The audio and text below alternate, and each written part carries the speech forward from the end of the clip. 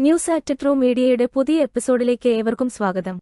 ഈ ചാനൽ ആദ്യമായാണ് നിങ്ങൾ കാണുന്നതെങ്കിൽ ദയവായി സബ്സ്ക്രൈബ് ചെയ്യുക, കമന്റ് ചെയ്യുക, ഷെയർ ചെയ്യുക.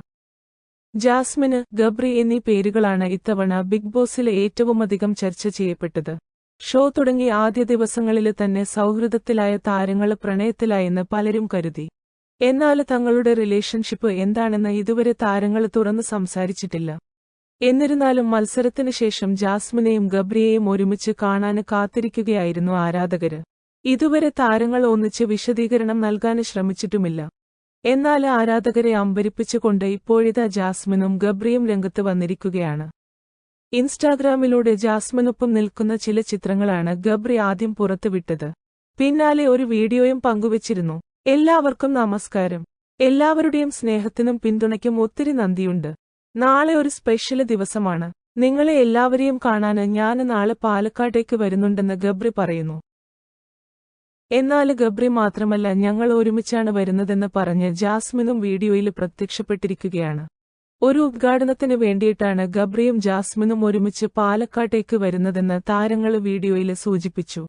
അതേസമയം ഞങ്ങള് കാണാന് കാത്തിരുന്ന നിമിഷം ഇതാണെന്നാണ് ആരാധകര് പറയുന്നത്. രണ്ടുപേരെയും ഒരുമിച്ച് കണ്ടപ്പോൾ ഒത്തിരി സന്തോഷമായി. ഇവര് ബിഗ് ബോസിലേക്ക് പോയപ്പോൾ തുടങ്ങിയ ഇഷ്ടമാണ്. മത്സരത്തിന് ശേഷവും ഇവരോട് അത്രയും ഇഷ്ടമാണ്.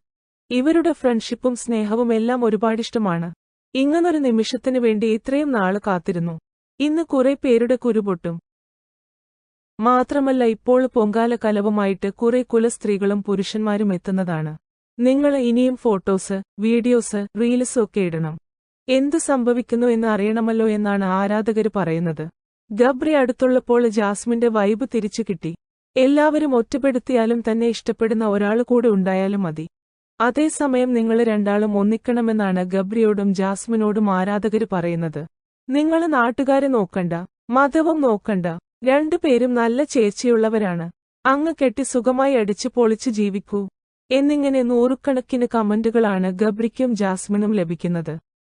അതേസമയം താരങ്ങളുടെ സൗഹൃദത്തെപ്പറ്റിയും ചിലർ അഭിപ്രായപ്പെടുന്നുണ്ട്.